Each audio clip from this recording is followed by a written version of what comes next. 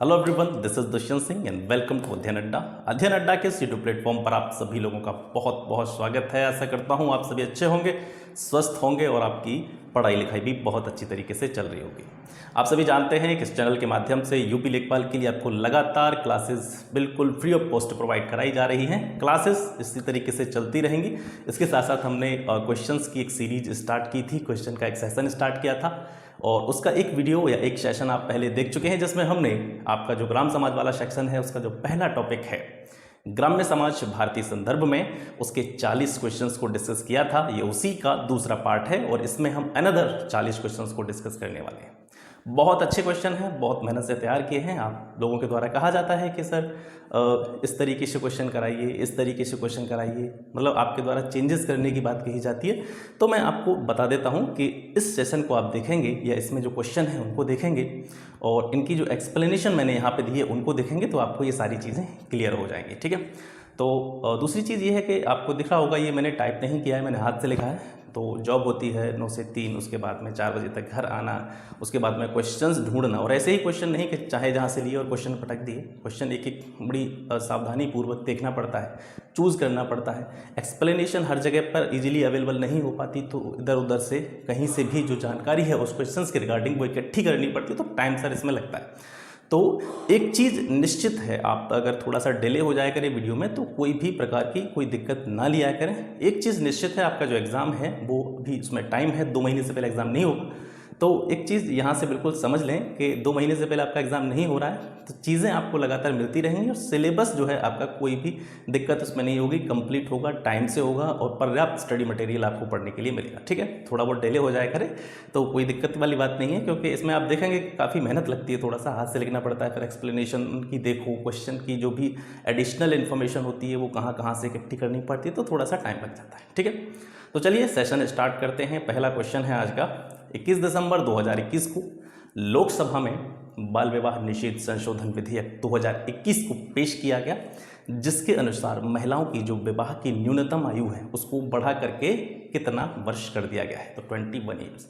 बहुत ही important question है। ठीक है, 21 साल महिलाओं के विवाह की न्यूनतम आयु को कर दिया गया है। इससे पहले की अगर बात करें तो इससे पहले भारत में बाल विवाह नियंत्रण अधिनियम 1978 था और इसके अनुसार बालिकाओं के लिए विवाह की जो न्यूनतम आयु हुआ करती थी अब तक, वो कितनी थी, 18 वर्ष हुआ करती थी। ठीक है, एक प्रश्न ये पूछा जाता है कि ये जो बिल आया है, यानी जो विधेयक पास किया गया है, ये जो विधेयक है ये किस एक्ट में संशोधन कर रहा है, यानी इसके जो भी प्रावधान हैं, इसमें जो भी चीज़ें बताई गई हैं उसके द्वारा किस एक्ट में संशोधन किया गया है, तो ये बाल विवाह निषेध एक्ट 2006 में संशोधन करता है। ये पॉइंट आप याद रखेंगे। बाल विवाह निषेध एक्ट 2006 में संशोधन के अलावा कुछ अन्य एक्ट भी हैं, कुछ और अधिनियम भी हैं जिनमें इस बिल के द्वारा संशोधन किया गया है। वो कौन कौन से एक्ट हैं जरा उनको देख लेते हैं। ये 5 विशेष एक्ट हैं, इनमें इस बिल के द्वारा संशोधन किया गया है। पहला है भारतीय ईसाई विवाह एक्ट, 1872 में ये आया था। पारसी विवाह एवं तलाक एक्ट 1936 में ये आया था। विशेष विवाह एक्ट 1954 में सर ये आया था।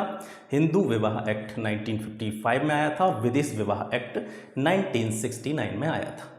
तो जो बाल विवाह निषेध संशोधन विधेयक 2021 में लाया गया है, इसके द्वारा इन सभी एक्ट में संशोधन किया गया है। कुछ महत्वपूर्ण बिंदु यानी हिस्ट्री के रिगार्डिंग कुछ पॉइंट देखते हैं इसी क्वेश्चन से जुड़े हुए। जैसे देखा जाए तो जो बाल विवाह की जो कुप्रथा थी, इस पर जैसे आप मॉडर्न हिस्ट्री पढ़ेंगे तो वहाँ पे भी बहुत सारे जो फिलोसफर हुए थे, दार्शनिक हुए थे, समाज सुधारक हुए थे, उनके द्वारा भी इस चीज़ पर काम किया गया था। तो आप जब मॉडर्न हिस्ट्री पढ़ते हैं तो आप देखते हैं कि जो राजा राम मोहन राय का नाम आपने सुना होगा, राजा राम मोहन राय हो गए, केशव चंद्र सेन हो गए, इनके द्वारा भी बाल विवाह का प्रबल विरोध किया गया था। और एक प्रश्न आता है कि स्पेशल मैरिज एक्ट किनके प्रयासों से लाया गया था, तो मॉडर्न हिस्ट्री में आप देखेंगे राजा राम मोहन राय और केशव चंद्र सेन के प्रयासों से एक स्पेशल मैरिज एक्ट लाया गया था। और इस मैरिज एक्ट के द्वारा जो लड़कों की न्यूनतम आयु थी उसको 18 वर्ष कर दिया गया था, लड़कियों की न्यूनतम आयु को 14 वर्ष कर दिया गया था विवाह के लिए। अब एक छोटी सी चीज़ आप यहाँ पे समझेंगे कि लड़कों की आयु को बढ़ा करके 18 किया गया था, लड़कियों की आयु को बढ़ा करके 14 किया गया था, यानी इससे पहले जो मिनिमम एज हुआ होती रही होगी विवाह के लिए, वो इससे भी कम होती रही होगी। तो बहुत सारी चीज़ें बेकार रूप से चल रही थी पुराने टाइम में। लेकिन इसके जो स्पेशल मैरिज एक्ट है इसमें जो प्रावधान किए गए थे, जैसे लड़कों की आयु को 18 वर्ष करना, लड़कियों की मिनिमम आयु को 14 वर्ष करना, ये बाद में इसके संशोधनों को, इसके जो प्रावधान थे उनको रद्द कर दिया गया था। फिर इसके कुछ समय बाद में एक आता है आपका शारदा एक्ट, ठीक है, शारदा अधिनियम। और शारदा अधिनियम सर ये मोस्ट इंपॉर्टेंट है, इसको ये मान लीजिए अपने दिमाग में फिक्स कर लीजिए। शारदा अधिनियम बहुत सारे एग्जाम्स में ये पूछा गया है और ये पूछ लिया जाता है कि शारदा अधिनियम जो था, जनरली जो क्वेश्चन जो सबसे ज़्यादा पूछ गया है वो क्या है कि शारदा अधिनियम किससे संबंधित था। तो ये सर बाल विवाह से संबंधित था। और शारदा एक्ट कब आया था? 1929 में आया था। किसके प्रयासों से इस शारदा एक्ट को लाया गया था? तो राजस्थान के एक समाज सेवी थे डॉक्टर हरविलास शारदा, इनके प्रयासों से शारदा अधिनियम को लाया गया था और इन्हीं के नाम के आधार पर इसका नाम शारदा एक्ट रखा गया था। तो इससे पहले जो स्पेशल मैरिज एक्ट आया था जिसमें लड़कों की न्यूनतम आयु 18 वर्ष की गई थी, लड़कियों की न्यूनतम आयु 14 वर्ष की गई थी, और इन प्रावधानों को बाद में रद्द कर दिया गया था। शारदा अधिनियम के द्वारा एक बार फिर से, जब शारदा अधिनियम आया था स्पेशल मैरिज एक्ट के बाद में, इस शारदा अधिनियम के द्वारा फिर दोबारा से जो मिनिमम क्राइटेरिया था शादी के लिए, लड़कों की आयु 18 वर्ष, लड़कियों की आयु 14 वर्ष, इसको फिर दोबारा से कर दिया गया था। ठीक है, तो आपसे अगर पूछा जाए कि शारदा अधिनियम के द्वारा महिला या पुरुषों की जो न्यूनतम आयु थी विवाह के लिए वो कितनी कर दी गई थी, तो 18-14 आप याद रखेंगे। ठीक है, आगे देखते हैं नेक्स्ट क्वेश्चन। वर्ष 1901 से 2001 तक की जो पॉपुलेशन थी, आबादी थी, इसको कितने चरणों में बांटा गया है? 4 चरणों में सर इसको बांटा गया है। ठीक है, और ये 4 चरण जो दिए गए हैं ये किसके मतलब ये क्या डिनोट करते हैं, इनसे क्या प्रदर्शित होता है?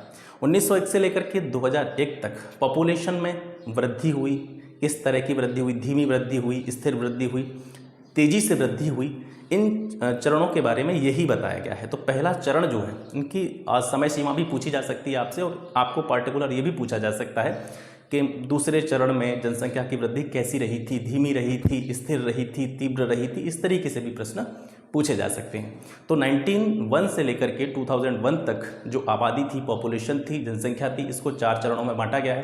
पहला चरण का जो समयकाल है 1901 से 1921, इसमें जो पॉपुलेशन की ग्रोथ रही थी, धीमी रही थी, धीमी वृद्धि इसमें प्रदर्शित हुई थी। 1931 से लेकर के 1951 तक जो आबादी थी उसमें स्थिर वृद्धि देखने को मिली थी। ठीक है, मतलब बहुत ही कांस्टेंट रूप से ग्रोथ हुई थी। और 1961 से लेकर के 1981 तक तीसरा चरण इसका आता है, इसमें जो वृद्धि दर देखने को मिली थी वो तीव्र वृद्धि देखने को मिली थी। चौथे चरण की बात करें जो कि 1991 से लेकर के 2001 तक माना जाता है, इसमें उच्च वृद्धि और साथ में घटने के निश्चित संकेत देखने को मिले थे। ठीक है, इतनी सारी जानकारी आपको इस क्वेश्चन से मिल जाती है। एंशिएंट हिस्ट्री में ग्रामणी क्या था? देखिए, बहुत सारी चीज़ें ऐसी होती हैं जो टर्मिनोलॉजी से संबंधित होती है। एंशिएंट हिस्ट्री जब हम पढ़ते हैं, प्राचीन भारत जब हम पढ़ते हैं, तो उसमें बहुत सारी शब्दावली ऐसी है, बहुत सारी टर्मिनोलॉजी ऐसी है जिनसे जुड़े हुए लगातार प्रश्न पूछे जाते हैं। और क्योंकि हम ग्राम समाज विकास का अध्ययन कर रहे हैं तो इससे जुड़े हुए जो शब्द हैं, जो कहीं ना कहीं ग्राम से जुड़े हुए हैं, विलेज डेवलपमेंट से जुड़े हुए हैं, प्राचीन समय में या एंशिएंट इंडिया में इन लोगों को किस किस नाम से पुकारा जाता था, इस तरह की टर्मिनोलॉजी से जुड़े हुए क्वेश्चन भी आपसे पूछे जा सकते हैं। तो प्राचीन भारत में जो ग्रामणी था वो क्या था? इसको बोलते थे सर ग्रामीण प्रशासन अधिकारी। ठीक है, याद रखें, ग्रामणी क्या होता था? ग्रामीण प्रशासन अधिकारी, गाँव के एडमिनिस्ट्रेशन को चलाने वाला जो अधिकारी होता था उसको ग्रामणी कहा जाता था। अब प्राचीन भारत में ग्रामीण विकास प्रशासन से जुड़ी हुई जो प्रमुख शब्दावली है या कुछ इंपॉर्टेंट पॉइंट है उनको देख लेते हैं। तो जैसे यहाँ पे हम देख रहे थे ग्रामणी को कहा जाता था ग्राम प्रशासन अधिकारी। हदबंदी का कार्य कौन करता था? गोप। ठीक है, गोप जो होता था वो हदबंदी का कार्य करता था। ग्रामीण प्रशासक को गौलमेक कहा जाता था। अब दोनों में आपको बिल्कुल कंफ्यूज नहीं होना है, यहाँ से आप दोनों में थोड़ा सा अंतर स्पष्ट कर देते हैं कि देखिए, ग्राम प्रशासन अधिकारी और ग्रामीण प्रशासक, इनमें क्या अंतर है? देखिए, ग्राम प्रशासन अधिकारी है जो एडमिनिस्ट्रेशन होता है उसको चलाने वाले लोग, और एडमिनिस्ट्रेशन जो होता है वो किसके अंडर काम करता है? वो होता है प्रशासक। जैसे अगर एग्जाम्पल हम देखें तो जैसे हमारे देश की जो सरकार है उसमें जो भी कह सकते हैं हम जो प्रशासनिक अधिकारी हैं, आईएएस हो गए, जिलाधिकारी, IAS PCS जो ये हमारे एडमिनिस्ट्रेशन में आते हैं, ये इनको हम बोलेंगे प्रशासनिक अधिकारी। लेकिन प्रशासक कौन है? प्रशासक हैं जो प्रधानमंत्री, राष्ट्रपति, ये हमारे प्रशासक हैं। ठीक है, तो दोनों में यही फ़र्क है। तो गौलमेक होता था वो ग्रामीण का एक तरह, जो गांव होते थे तो उनका हम कह सकते हैं एक तरह से सबसे ऊपरी स्तर पर या उच्च स्तर पर बैठा हुआ जो व्यक्ति होता था वो प्रशासक होता था, उसको गौलमेक कहा जाता था। और ग्रामीणी जो होता था उस एडमिनिस्ट्रेशन को, गाँव की जो भी प्रशासन होता था उसको चलाने वाला अधिकारी होता था। ठीक है। अब जैसे मान लीजिए मोदी जी को आप अधिकारी तो कहेंगे नहीं, राष्ट्रपति उनको अधिकारी तो कहेंगे नहीं, वो प्रशासक हैं, ठीक है। और अधिकारी किसको कहेंगे? जो हमारे जिलाधिकारी हो गए, आईएएस हो गए, पीसीएस हो गए, आईपीएस हो गए, ये अधिकारी हैं, ठीक है। ये हमारे प्रशासन को, एडमिनिस्ट्रेशन को संभालने वाले लोग हैं। दोनों में फ़र्क आप समझ गए होंगे, आई होप। उर क्या होती थी? उर लोगों की संस्था हुआ करती थी। मौजा किसको कहते थे? मौजा कहते थे हम गाँव का जो ग्रुप होता था, समूह होता था, उसको हम कहते थे मौजा, ठीक है। नेक्स्ट क्वेश्चन देखते हैं। विश्व बैंक के द्वारा किस आधार पर निर्धनता का अनुमान लगाया गया है? वर्ल्ड बैंक के द्वारा जो पॉवर्टी का एक्सपेक्टेशन किया गया है, अनुमान लगाया गया है, वो किस बेस पर लगाया गया? तो क्रय शक्ति क्षमता, ये पॉइंट आप यहाँ से याद रखेंगे। विश्व बैंक ने क्रय शक्ति क्षमता के आधार पर निर्धनता का अनुमान लगाया है। नेक्स्ट क्वेश्चन है, अंतर्राष्ट्रीय समुदाय द्वारा संयुक्त राष्ट्र संघ के माध्यम से कितने सतत विकास लक्ष्यों की योजना शुरू की? अंतर्राष्ट्रीय समुदाय द्वारा संयुक्त राष्ट्र के माध्यम से कितने सतत विकास लक्ष्यों की योजना शुरू की है? तो 17 सतत विकास लक्ष्य हैं। इसकी एक्सप्लेनेशन है, उसको देखते हैं, फिर आपको चीज़ें समझ में आएंगी, ठीक है। 17 जो सतत विकास लक्ष्य थे, इनको एसडीजी कहा जाता है, इनकी योजना शुरू की गई थी। इसका उद्देश्य था 2030 तक अधिक संपन्न, अधिक समतावादी, अधिक संरक्षित विश्व की रचना करना। यानी जितने भी लक्ष्य रखे गए थे इस बैठक में, जो 17 सतत विकास लक्ष्य रखे गए हैं, इनको सितंबर 2015 में संयुक्त राष्ट्र महासभा की शिखर बैठक में 193 सदस्य देशों ने अनुमोदित किया था, ठीक है। और इसका प्रमुख लक्ष्य क्या है? जैसे 17 सतत विकास लक्ष्य, 17 लक्ष्य हो गए। अब किसी भी व्यक्ति की बात करें या व्यक्तियों के समूह की बात करें, कम्युनिटी की बात करें, समुदाय की बात करें, उस समुदाय के लोगों के विकास से जुड़े हुए कितने पहलू हो सकते हैं। तो विकास किस किस चीज़ पर डिपेंड करता है? विकास आपके पोषण पर भी डिपेंड करता है। विकास आपको इस पर भी डिपेंड करेगा कि आपको स्वच्छ पानी या शुद्ध पेयजल मिल रहा है कि नहीं मिल रहा है, आपको रहने के लिए आवास मिल रहा है कि नहीं मिल रहा है, आप जिस जगह पर रह रहे हैं उस जगह तक आवागमन के लिए ट्रांसपोर्टेशन के साधन है कि नहीं है, सड़कों का विकास हुआ है कि नहीं हुआ है, ठीक है। स्वच्छ हवा आपको मिल रही है कि नहीं मिल रही है। तो ये सारे इस तरीके के 17 लक्ष्य थे जिनको 193 सदस्यों ने अनुमोदित किया था सितंबर 2015 में। और संयुक्त राष्ट्र महासभा की बैठक में इन सतत विकास लक्ष्यों को सभी के लिए निर्धारित किया गया था। और जितनी भी गवर्नमेंट हैं, जितनी भी कंट्री हैं जिनके बारे में यहाँ बात हो रही है, वो सभी अपनी अपनी कम्युनिटीज़ के लिए, अपने अपने समुदायों के लिए, समुदाय का मतलब अपने अपने देश का जो भी पूरा पॉपुलेशन है, जनसंख्या है, उसके लिए लगातार इस पर काम भी कर रहे हैं, ठीक है। आगे चलते हैं। ऐसे परिवार जो सामान्यतः भूमि के बड़े हिस्से के मालिक हैं या उसे कंट्रोल करते हैं लेकिन प्रत्यक्ष रूप से खेती में शामिल नहीं होते हैं, उनको क्या कहा जाता है? समझिए चीज़ को। मतलब एक ऐसी फैमिली जिसके पास बहुत सारी भूमि है, बहुत सारी ज़मीन का वो मालिक है और उसको कंट्रोल कर रहा है, लेकिन वो खुद जा करके उस खेती पर काम नहीं कर रहा है, उसके अंडर में बहुत सारे लोग काम करते हैं। तो इस तरह की जो कृषकीय वर्ग होता है उसको हम क्या कहते हैं? इसको हम कहते हैं सामंतवादी कृषकीय वर्ग, ठीक है। ये क्या करते हैं? ये बहुत सारी भूमि के मालिक होते हैं, इनके अंतर्गत बहुत सारे लोग जो है काम करते हैं, लेकिन ये खुद इन्वॉल्व नहीं होते हैं कृषि में, ठीक है। एक और टर्म आता है आपका पूंजीवादी कृषकीय वर्ग। पूंजीवादी कृषकीय वर्ग क्या होता है? पूंजीवादी कृषकीय वर्ग पर भी जो है भूमि की मात्रा बहुत ज़्यादा होती है। पूंजीवादी जो कृषकीय वर्ग होता है उसके पास भी भूमि की बहुत सारी मात्रा होती है, बहुत सारी ज़मीन का मालिक होते हैं, लेकिन ये जो अपने खेतों में काम करते हैं, इनके अंतर्गत भी श्रमिक कार्य करते हैं, लेकिन ये कृषि में इन्वॉल्व रहते हैं। या हम कह सकते हैं जो श्रमिक उनके खेतों में काम कर रहे हैं उनके साथ काम करवाते हैं, उनको गाइडेंस देते हैं, ठीक है। तो उनके कह सकते हैं एक तरह से हम मिक्स्ड क्रॉपिंग यहाँ पर हो जाती है, उनके साथ में ही वो काम करते हैं। सामंतवादी कृषि में ये थोड़ा सा अलग देखने को मिलता है, वहाँ पर वे केवल भूमि के मालिक होते हैं, उनका काम होता है केवल काम करवाना, उनको मतलब नहीं है, वो पर्सनली जो है एग्रीकल्चर में इन्वॉल्व नहीं होते हैं। तो ये दोनों चीज़ें हैं, सामंतवादी कृषक वर्ग और पूंजीवादी कृषक वर्ग, दोनों में अंतर आप समझ गए होंगे। नक्सलवाड़ी आंदोलन का उदय कब हुआ था? नक्सलवाड़ी आंदोलन का उदय कब हुआ था सर? नक्सलवाड़ी आंदोलन का उदय हुआ था 1967 में, ठीक है। ये जो आंदोलन था वेस्ट बंगाल के नक्सलवाड़ी गांव से प्रारंभ हुआ था और इसी गांव के नाम पर इसका नाम क्या रख दिया गया था? नक्सलवाड़ी आंदोलन रख दिया गया था। जनक कौन है इसके? मतलब इस नक्सलवाड़ी आंदोलन को शुरुआत किसने की थी, किसने इसको स्टार्ट करा था? तो भारतीय कम्युनिस्ट पार्टी, जिसे भाकपा कहा जाता है, भारतीय कम्युनिस्ट पार्टी के नेता थे चारू मजूमदार और कानू सान्याल, ठीक है। ये दो व्यक्ति थे जो भारतीय कम्युनिस्ट पार्टी से रिलेट करते थे। इन्होंने ही इस आंदोलन को शुरुआत किया था और इन दोनों को इस आंदोलन के जनक के रूप में जाना जाता है। अब नक्सलवाड़ी आंदोलन क्यों स्टार्ट करा गया था, क्यों इसकी शुरुआत हुई थी? जो काश्तकार होते थे उनके पहले ग्रुप हुआ करते थे, संघ हुआ करते थे।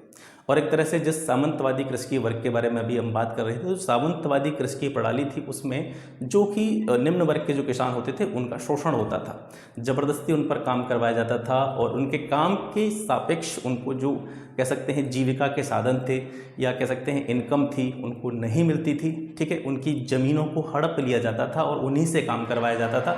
इस तरह की जो नीति थी वो सामंतवादी शोषण से युक्त नीति थी। तो इसी चीज़ के विरुद्ध जो भारतीय कम्युनिस्ट पार्टी के नेता थे चारू मजूमदार और कानू साल्यान, इन्होंने इन सामंतवादी कृषक वर्ग के विरुद्ध जो है एक आंदोलन स्टार्ट किया था पश्चिम बंगाल के नक्सलवाड़ी गांव से। इसी को नक्सलवादी आंदोलन कहा जाता है। चारू मजूमदार जो थे ये बड़े प्रभावित थे, चीन के एक कम्युनिस्ट नेता थे माओ त्से तुंग।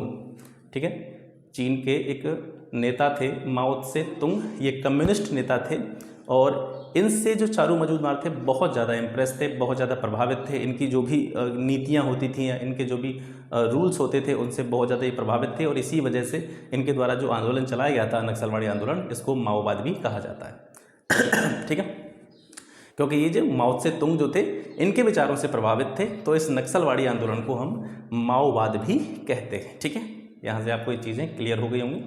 आगे बढ़ते हैं। ऑपरेशन बरगा। ऑपरेशन बरगा क्या है? ये एक प्रकार का भूमि आंदोलन था, भूमि से जुड़ा हुआ एक रिवॉल्यूशन था। अब ये कहाँ से या किस राज्य से संबंधित है, इस तरीके का प्रश्न आपसे पूछा जा सकता है। तो ये सर पश्चिम बंगाल से संबंधित है। सामुदायिक विकास कार्यक्रम, इसको हम डिटेल में पढ़ चुके हैं। इसकी शुरुआत कब हुई थी? 1952 में हुई थी। ठीक है, 2 अक्टूबर 1951 को ये प्रारंभ हुआ था। 2 अक्टूबर 1951 को, सॉरी 1952 कर लेना, यहाँ पर थोड़ी मिस्टेक हो गई है। ठीक है, इसको आप 1952 कर लेना, 51 हो गया यहाँ पे।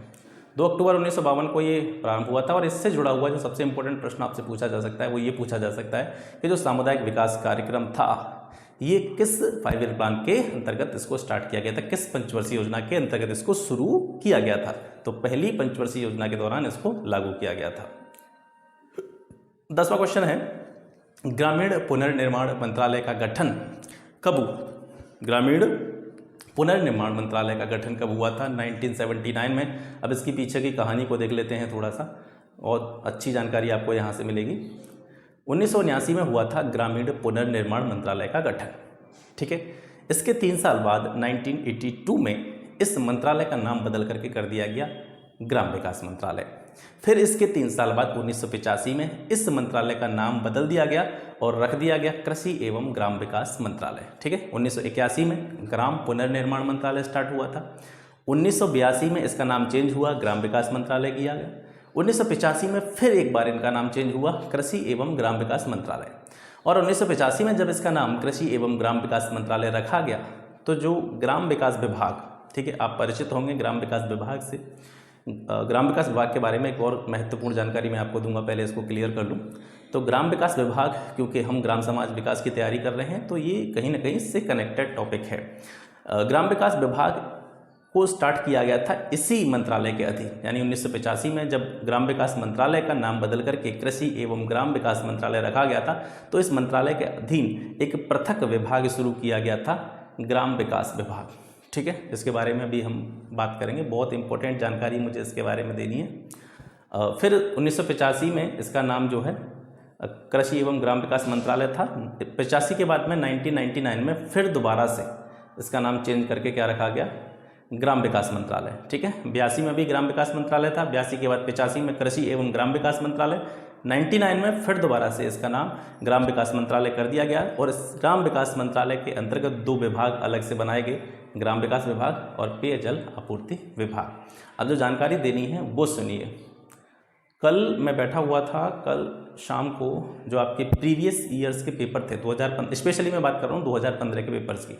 2015 में जो राजस्व लेखपाल की परीक्षा हुई थी उसकी दोनों शिफ्ट के जो पेपर हैं, और मैं एक्सपेक्टेशन कर रहा हूँ कि आपने भी देखे होंगे, लेकिन आपने वो चीज़ नहीं देखी होगी जो मैंने देखी है। 2015 के जो पेपर हैं राजस्व लेखपाल के, शिफ्ट 1 शिफ्ट 2, उसमें जितनी भी योजनाओं से, पॉलिसीज से जुड़े हुए जितने भी क्वेश्चंस पूछे गए हैं वो कहाँ से पूछे गए हैं, इसकी खोज कल हुई थी। इसकी खोज कल हुई थी, कल मैं बैठा था ऐसे ही, तो मैं ऐसे ही देख रहा था कि ये प्रश्न पूछे कहाँ से गए हैं। और क्योंकि हम ग्राम समाज विकास इस करके सेक्शन दिया ना, हमारा जो सेक्शन है उसका नाम क्या है? ग्राम समाज विकास। तो मैं गया ग्राम विकास विभाग की ऑफिशियल वेबसाइट पर। ग्राम्य विकास विभाग की, आप भी चेक करके देखिएगा। मैं आपको बता रहा हूँ, बहुत ही आपको कह सकते हैं यहाँ से इसको देखने के बाद में आपका जो कॉन्फिडेंस है ना वो बूस्ट हो जाएगा। ये क्वेश्चन कहाँ से पूछे जाते हैं। तो ग्राम विकास विभाग की जो वेबसाइट है, ऑफिशियल वेबसाइट में, उस पर गया और उसको स्क्रॉल करता गया उसको नीचे। उसमें जाके मुझे कुछ योजनाओं के नाम उसमें दिखाई दी। करीबन 8-9 योजनाएँ 8-9 योजनाएँ होंगी, शायद 8 थी, शायद 8 योजनाएँ थीं। उन 8 योजनाओं को मैंने देखा। हालांकि वो सारी जो योजनाएं हैं वो मैं आपको बिल्कुल कंप्लीट करा चुका हूँ योजनाओं वाले सेक्शन में। जब योजनाएं मैं पढ़ा रहा था, अभी मैं आपको योजनाएं एक बार फिर और पढ़ाऊँगा और सारी योजनाएं हैं उनको भी दिखाऊँगा। तो योजनाओं में जो 8 टॉपिक थे उनको मैं बिल्कुल कंप्लीट कर चुका हूँ। बात कर रहे थे हम 2015 के राजस्व लेखपाल के पेपर की। तो राजस्व लेखपाल का जो पेपर था 2015 का, शिफ्ट 1 शिफ्ट 2, उसमें जितने भी क्वेश्चंस योजनाओं से पूछे गए थे, पॉलिसीज से पूछे गए थे, वो सभी प्रश्न सर उन्हीं 8 योजनाओं से पूछे गए थे। जितनी भी 8 योजनाएं उस ग्राम्य विकास विभाग की वेबसाइट पर दी गई हैं। ठीक है, तो मैंने दिमाग में एक वीडियो का आइडिया आ गया है और ग्राम्य विकास विभाग की वेबसाइट पर जितनी भी योजनाएं दे रखी हैं, ज़्यादा योजनाएं नहीं हैं, 8-10 योजनाएं हैं, उन 8-10 योजनाओं से रिलेटेड एक अलग से वीडियो मैं आपको बनाऊंगा। अभी नहीं, 2-4 दिन अभी रुक जाइए, उसके बाद में मैं पूरी योजनाएं जो ग्राम्य विकास विभाग की वेबसाइट पर दी गई उनका पूरा पोस्टमार्टम करते हुए जितना भी अंदर डीप से डीप मैं उसमें जा सकूंगा उस तरीके के क्वेश्चन मैं आपको उसके कराऊंगा। ठीक है, आप एक बार चेक करके जरूर देखिएगा, गूगल पर जाइएगा, ग्राम्य विकास विभाग, उसका जो लिंक तो मुझे पता नहीं है, पर उस पर आप इतना डाल दीजिएगा ग्राम्य विकास विभाग ऑफिशियल वेबसाइट, ऐसे ही वो खुल जाएगा। जो पहला आएगा उसको देखिएगा, खोल के देखिएगा और उसमें जितनी भी योजनाएं दे रखी हैं उनके नाम देखिएगा। फिर एक बार से 2015 के जो एग्ज़ाम हुए थे राजस्व लेखपाल के उनको एक बार देखिएगा, बहुत सारी चीज़ें आपके लिए क्लियर हो जाएंगी। ठीक है, तो ये कल मैं बैठे बैठे लग रहा था, कल वीडियो तो अपलोड नहीं हो पाई थी, उसके बारे में मैंने आपको बता दिया था। माइक ही लगाना भूल गए थे, आवाज़ ही नहीं आ रही थी, पूरी वीडियो रिकॉर्ड कर डाली और आवाज़ आ नहीं रही थी, थोड़ा सा उससे परेशानी हो गई। ठीक है, तो इसको आप ज़रूर चेक कीजिएगा गूगल पर जाके और अभी चेक कीजिएगा इस वीडियो को देखने के बाद में। राष्ट्रीय ग्राम विकास कोष की स्थापना कब की गई थी? 1984 में की गई थी। ठीक है, ये जो क्वेश्चन है इसमें थोड़ी सी मिस्टेक है, इसको बाद में देखेंगे। ठीक, 13 क्वेश्चन जो है आपका, 2011 की जनगणना के अनुसार भारतीय आबादी का कितना प्रतिशत हिस्सा ग्रामीण क्षेत्र में निवास करता है? तो भारतीय आबादी का लगभग 68.84% जो हिस्सा है वो ग्रामीण क्षेत्रों में निवास करता है, अकॉर्डिंग टू सेंसस ऑफ 2011, 2011 की जनगणना के अनुसार। अगर बात करें 2001 की जनगणना के अनुसार कितना प्रतिशत भाग भारत की जनसंख्या का ग्रामों में निवास करता था? तो 72.22%। अब ये जो ग्रामों में जनसंख्या थी 2001 में ज़्यादा थी, 2011 में ये कम हो गई, 72 से 68 पर आ गई। ठीक है, अब धीरे धीरे आप देख रहे हैं कि जो लोग हैं गाँवों से निकल करके शहरों की तरफ अट्रैक्ट हो रहे हैं, शहरों की तरफ जा रहे हैं और इसका कहीं ना कहीं कारण है गाँवों में जो आजीविका के साधन हैं वो ठीक से नहीं मिल पाना, कृषि की अच्छी स्थिति न होना। ठीक है, पॉपुलेशन का बढ़ना, ज़रूरतों का बढ़ना, उसकी वजह से लोग जो है ग्रामों से निकल करके, गाँवों से निकल करके जो भी अपना जो अर्बन एरिया है, शहरी एरिया है, उसकी तरफ अट्रैक्ट हो रहे हैं। इसी वजह से ये जो परसेंटेज है थोड़ा सा गिरा है। ठीक है, भारत के संविधान के किस अनुच्छेद के अंतर्गत अनुसूचित जनजातियों का प्रावधान है? किस आर्टिकल में, इंडियन कॉन्स्टिट्यूशन के किस आर्टिकल में अनुसूचित जनजाति जो एसटी होती हैं उनके बारे में बताया गया है? तो आर्टिकल 342, अनुच्छेद 342 में अनुसूचित जनजातियों के बारे में प्रावधान दिए गए हैं। कुछ महत्वपूर्ण पॉइंट्स देख लेते हैं। भारत की आबादी में अनुसूचित जनजाति के यानी एसटी के जो लोग हैं उनकी पॉपुलेशन लगभग कितनी पाई जाती है? 10.45 CR, 10.45 करोड़ इनकी पॉपुलेशन है। अगर बात करें भारत की जो पॉपुलेशन है उसका कितना परसेंटेज है, ये तो लगभग 8.6% है। ठीक है, अब सबसे ज़्यादा जनजाति कहाँ पे पाई जाती हैं? आपको पता होगा मध्य प्रदेश में सबसे ज़्यादा अनुसूचित जनजाति कहाँ पे पाई जाती हैं? मध्य प्रदेश में। लेकिन ये जो मध्य प्रदेश में पाई जाती हैं ये किसकी बात हो रही है? ये पॉपुलेशन की बात हो रही है, नंबर्स की बात हो रही है। लेकिन अगर आपसे प्रश्न पूछा जाए कि जनजातियों के सबसे ज़्यादा टाइप, जनजातियों के सबसे ज़्यादा प्रकार कहाँ पे पाए जाते हैं? तो उड़ीसा में। उड़ीसा में लगभग 90 से ज़्यादा प्रकार की जनजातियाँ पाई जाती हैं। दोनों में फ़र्क समझा? जनजातियों के प्रकार, अलग अलग प्रकार की जनजातियाँ, मतलब कितने तरह की जनजातियाँ। तो अगर बात की जाए कितने प्रकार की जनजातियाँ, तो सबसे ज़्यादा प्रकार की जनजातियाँ जो हैं वो उड़ीसा में पाई जाती हैं। टोटल पॉपुलेशन अगर अनुसूचित जनजाति की देखी जाए तो वो मध्य प्रदेश में है। यूपी की रिस्पेक्ट में अगर बात करें तो यूपी का ऐसा कौन सा जिला है जिसमें सर्वाधिक जनजातियाँ पाई जाती हैं? तो वो है सोनभद्र। ठीक है, पर्याप्त है, इतनी जानकारी आप यहाँ से देख लीजिए। उत्तर प्रदेश का प्रथम लोकायुक्त कौन था? विशंबर दयाल, यूपी के पहले लोकायुक्त थे। किस वर्ष सर स्वावलंबन योजना प्रारंभ की गई थी? स्वावलंबन योजना, तो स्वावलंबन योजना जो थी वो 2010 में आई थी। ठीक है, 2010 में इसको स्टार्ट किया गया था। 26 दिसंबर 2010 को स्वावलंबन योजना प्रारंभ की गई थी। इसकी जो शुरुआत हुई थी तो जो किसके लिए हुई थी? जो असंगठित क्षेत्र के कामगार होते हैं, कार्मिक होते हैं, उनके लिए पेंशन योजना के रूप में इस स्वावलंबन योजना को स्टार्ट किया गया था। मई 2015 से इस योजना का नाम चेंज करके क्या कर दिया गया था? अटल पेंशन योजना। यानी आपसे प्रश्न पूछा जा सकता है कि अटल पेंशन योजना को पूर्व में किस नाम से जाना जाता था? तो स्वावलंबन योजना से। ठीक है, आगे बढ़ते हैं। संकल्प किससे संबंधित है? सबसे पहले तो संकल्प की फुल फॉर्म देख लीजिए। संकल्प की फुल फॉर्म होती है skill acquisition and knowledge awareness for livelihood promotion. Skill acquisition and knowledge awareness for livelihood promotion इस संकल्प की फुल फॉर्म है। 19 जनवरी 2018 को यह जो योजना थी वो स्टार्ट करी गई थी। और ये किससे रिलेटेड है? एक तरह से आप समझ सकते हैं कौशल विकास से रिलेटेड है। ठीक है, ये कौशल विकास से रिलेटेड है। जितनी भी यूथ पॉपुलेशन है, यूथ जनरेशन जो हमारी है, उसको विभिन्न कामों के लिए या कोई भी अपना स्टार्टअप स्टार्ट करने के लिए जो कह सकते हैं प्रशिक्षण दिया जाता है, उससे रिलेटेड है ये संकल्प योजना। ठीक है, नाबार्ड एक सीड्स वित्तीय संस्था है जो बनी है। किसके लिए बनी है? ये बनी है आपकी कृषि एवं ग्रामीण क्षेत्रों के विकास के लिए नाबार्ड का गठन किया गया है। 19 क्वेश्चन, 5वीं पंचवर्षीय योजना के दो मुख्य उद्देश्यों में से एक गरीबी निवारण था, दूसरा मुख्य उद्देश्य क्या था? 5 ईयर प्लान में आपको विस्तार से पढ़ा चुका हूँ। सभी पंचवर्षीय योजना हमने काफ़ी डिटेल में पढ़ी है, तो प्रश्न उससे कुछ घुमा फिरा के पूछे जाते हैं। तो इस तरीके के प्रश्न बन सकते हैं कि 5वीं जो 5 ईयर प्लान थी, 5वां जो पंचवर्षीय योजना था, उसके दो मुख्य उद्देश्य थे। एक का नाम उसने दे रखा है गरीबी निवारण, दूसरा उद्देश्य क्या था? दूसरा था कृषि विकास की उच्च दर प्राप्त करना। ये 5वीं पंचवर्षीय योजना का दूसरा लक्ष्य था। ठीक है, ओके। अगला क्वेश्चन है, राष्ट्रीय विकास परिषद का निम्नलिखित में से कौन सा महत्वपूर्ण कार्य है? राष्ट्रीय विकास परिषद हो गया, योजना आयोग हो गया, नीति आयोग हो गया, इन सभी के बारे में हम बात कर चुके हैं, तो डिटेल में यहाँ पे ज़्यादा हम जाएंगे नहीं। राष्ट्रीय विकास परिषद का जो कार्य है, इसमें 3 ऑप्शन दे रखे हैं। योजना के क्रियान्वयन हेतु राज्यों के संसाधनों एवं प्रयासों को गतिशील करना, ये भी इसका काम है। ठीक है, दूसरा है सभी महत्वपूर्ण क्षेत्रों में सामान्य नीतियों का विकास करना, ये भी इसका कार्य है। देश के सभी क्षेत्रों में संतुलित विकास को सुनिश्चित करना, ये भी इसका कार्य है। तो डी ऑप्शन आपका राइट है। ये सारे कार्य योजना आयोग के सॉरी राष्ट्रीय विकास परिषद के हैं। ठीक है, 21वां प्रश्न है आपका, 9वीं पंचवर्षीय योजना में ग्रामीण क्षेत्रों में बीपीएल के जो परिवार होते हैं उनके लिए निश्चित की गई वार्षिक पारिवारिक आय का लेवल स्तर क्या है? ठीक है, यानी 9th जो 5 ईयर प्लान था उसमें बीपीएल परिवारों के लिए एक वार्षिक पारिवारिक आय का लेवल तय किया गया था, वो कितना था? तो 20,000 रुपये इसका जो है वार्षिक पारिवारिक आय का स्तर है। मतलब 20,000 से कम जिनकी वार्षिक आय होती है उनको बीपीएल परिवारों की कैटेगरी में रखा जाएगा, बीपीएल परिवारों की श्रेणी में रखा जाएगा। 22वां क्वेश्चन है, राष्ट्रीय विकास परिषद के सचिव के रूप में भूमिका कौन निभाता है? राष्ट्रीय विकास परिषद के सचिव के रूप में कौन भूमिका निभाता है? तो ये भूमिका निभाता है सचिव योजना आयोग। ठीक है, ये पुराना क्वेश्चन है, इस वजह से यहाँ पर योजना आयोग लिखा हुआ है। हालांकि योजना आयोग को अब चेंज कर दिया गया है, रिप्लेस कर दिया गया है नीति आयोग से, और नीति आयोग के बारे में हम बात कर चुके हैं।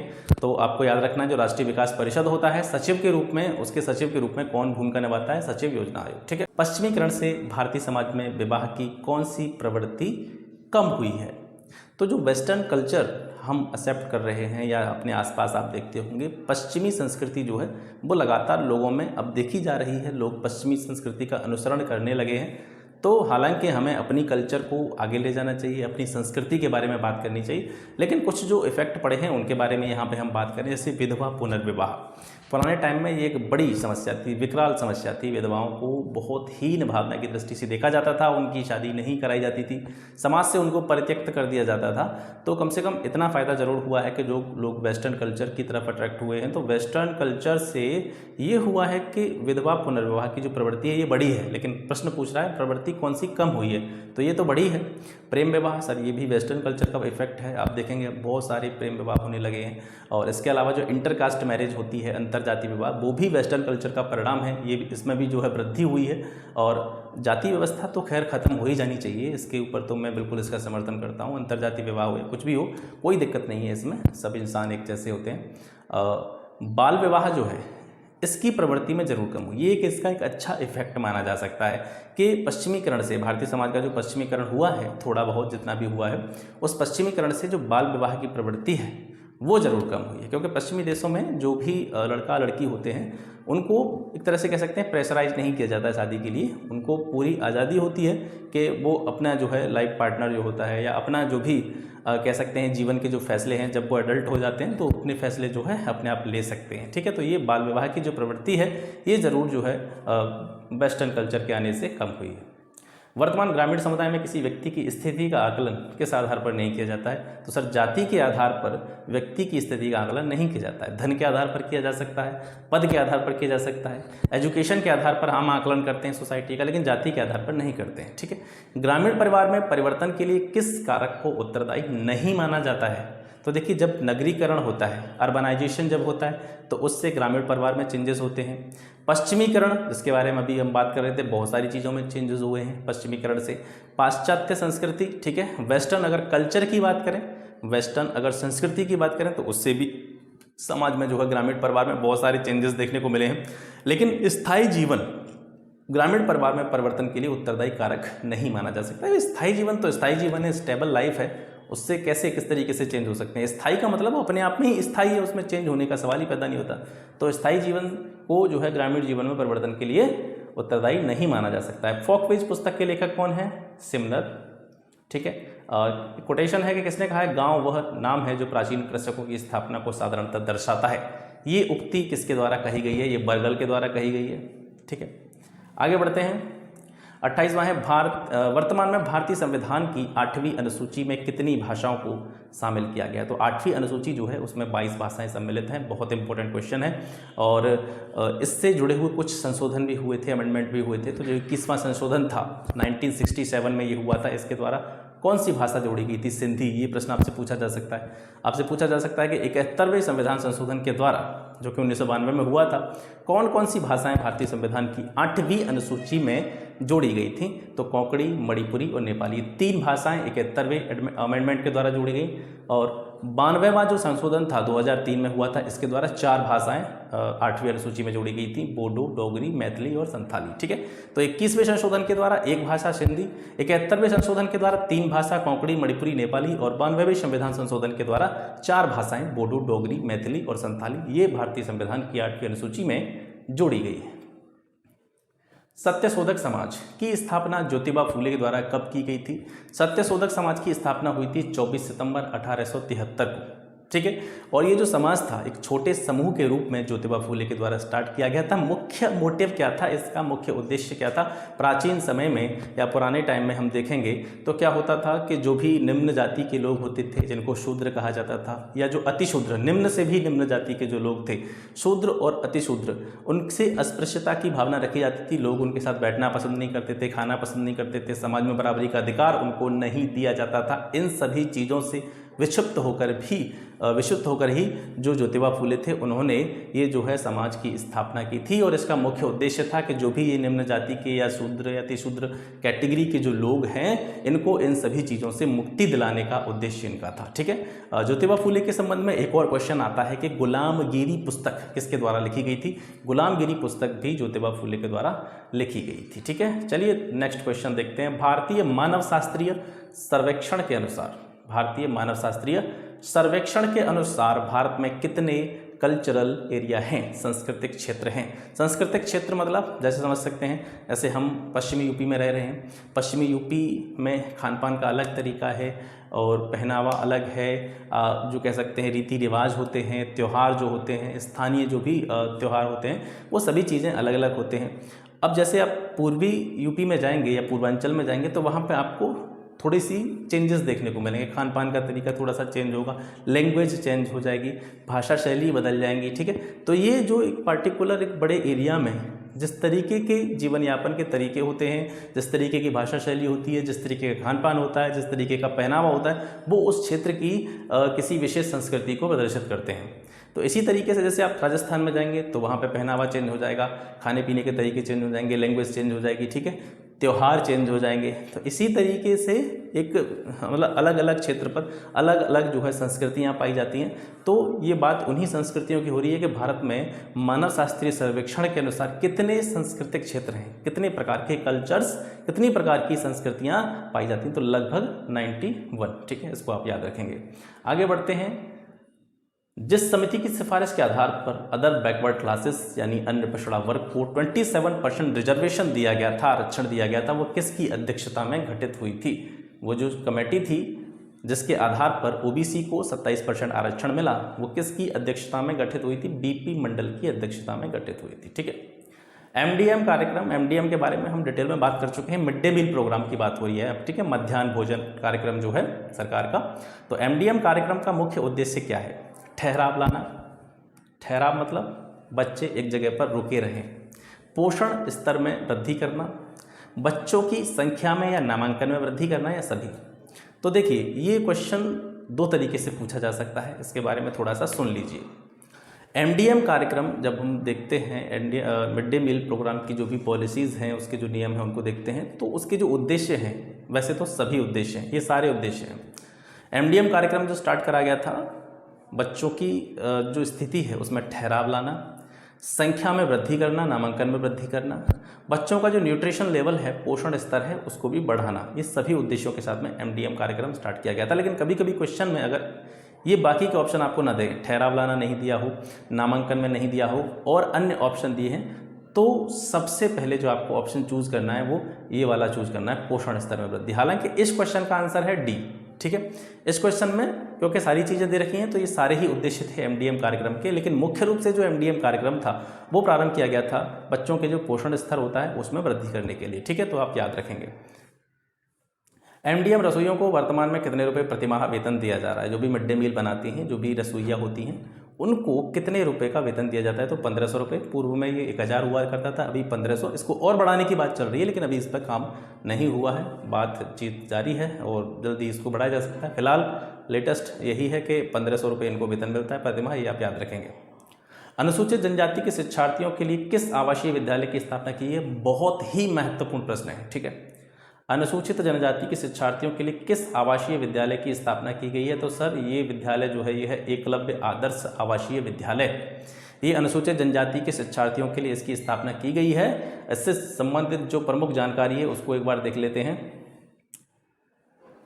केंद्र सरकार ने 50% से अधिक जनजातीय आबादी और 20,000 जनजातीय जनसंख्या वाले प्रत्येक ब्लॉक में इस तरीके के विद्यालय खोलने की मंजूरी दी है। यानी इसका एक मिनिमम क्राइटेरिया है कि जिस जगह पर अनुसूचित जनजाति की जो पॉपुलेशन है 50% से ज़्यादा होगी, या अगर नंबर्स में बात करें तो 20,000 जनजातीय जनसंख्या वाला जो ब्लॉक होगा उसमें एक जो है एकलव्य आदर्श आवासीय विद्यालय खोला जाएगा। ये केंद्र सरकार की जो है मंजूरी है, केंद्र सरकार का क्राइटेरिया है। वित्तीय वर्ष 2018-19 या 19-20 के दौरान इस योजना के लिए, इस परियोजना के लिए 2242.03 करोड़ रुपए की वित्तीय लागत को मंजूरी केंद्र सरकार के द्वारा दी गई है।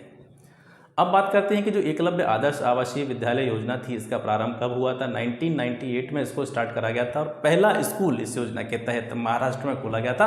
कब खोला गया था? 2000 में। ठीक है, और जैसे जितना भी फंडिंग होती है केंद्र सरकार के द्वारा इस तरह के जो भी स्कूल्स हैं, इस तरह के जो भी आवासीय विद्यालय हैं, उनके लिए जो भी फंडिंग दी जाती है, पैसा दिया जाता है। अगर बात करें पूर्वोत्तर राज्यों की या पर्वतीय क्षेत्र के संबंधित जो भी स्थान हैं उनकी, या फिर कुछ ऐसे क्षेत्र जो उग्रवाद या आतंकवाद, वामपंथी उग्रवाद से ग्रसित क्षेत्र हैं, उनके लिए जो फंडिंग दी जाती है वो अन्य राज्यों की अपेक्षा 20% ज़्यादा दी जाती है। ठीक है, तो पूर्वोत्तर क्षेत्र हो गए, पर्वतीय क्षेत्र हो गए, या वामपंथी उग्रवाद से ग्रसित जितने भी एरियाज़ हैं, क्षेत्र हैं, उनमें 20% ज़्यादा धनराशि, 20% ज़्यादा फंडिंग इसके लिए दी जाती है। ठीक है, सेंट्रल गवर्नमेंट के द्वारा।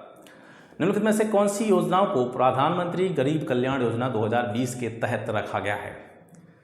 2020 की जो प्रधानमंत्री गरीब कल्याण योजना है उसमें ये सारी योजनाएं आती हैं, चाहे पीएम किसान योजना हो, चाहे उज्ज्वला योजना हो, चाहे पीएम गरीब किसान अन्य योजना हो, ये सभी योजनाएं इसी योजना के अंतर्गत आ जाती हैं। इन सभी योजनाओं को हम पढ़ चुके हैं, तो ज़्यादा डिटेल में यहाँ पे हम जाएंगे नहीं। जाति व्यवस्था को राम राज्य के लिए सबसे घातक किसने माना था? ठीक है, किसने कहा था कि अगर जाति व्यवस्था रहेगी तो राम राज्य की कल्पना नहीं की जा सकती है, राम राज्य की स्थापना नहीं हो सकती है?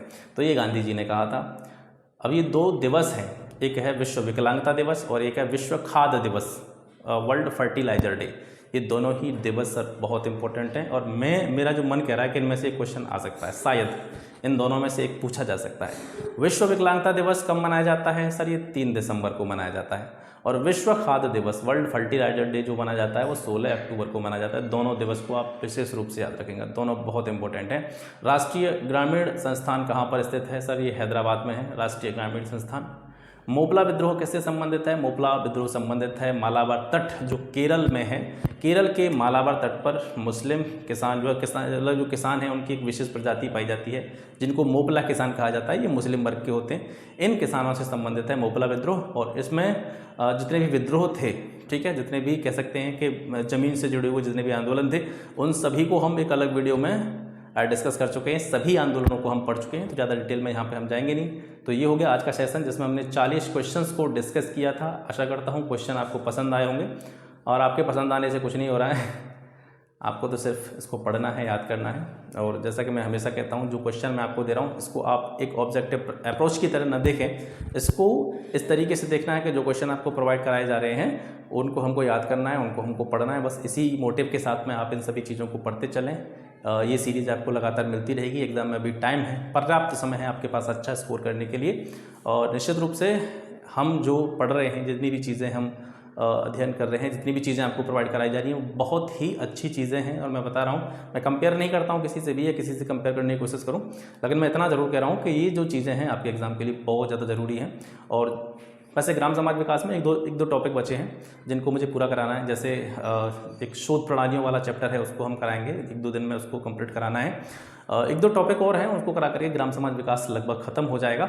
और इसकी प्रैक्टिस इसी तरीके से चलती रहेगी जिस तरीके से मैं करा रहा हूँ। और इसके साथ साथ जो जीएस वाला सेक्शन है उसके भी क्वेश्चंस बहुत जल्दी आपको मिलने वाले हैं। जीएस वाले सेक्शन के जो क्वेश्चन हैं वो भी लगातार मैं इसी तरीके से प्रीवियस ईयर या फिर उसमें ऐसा करेंगे हम UPSSC के जितने भी क्वेश्चन हैं, UPSSC जितने भी एग्जाम कराती है उसके जितने भी क्वेश्चन हैं उन सभी को कलेक्ट करके उनकी एक्सप्लेनेशन के साथ में मैं आपको यहाँ पे उनको देता चलूँगा। और जीएस वाला सेक्शन उन्हीं से कवर हो जाएगा।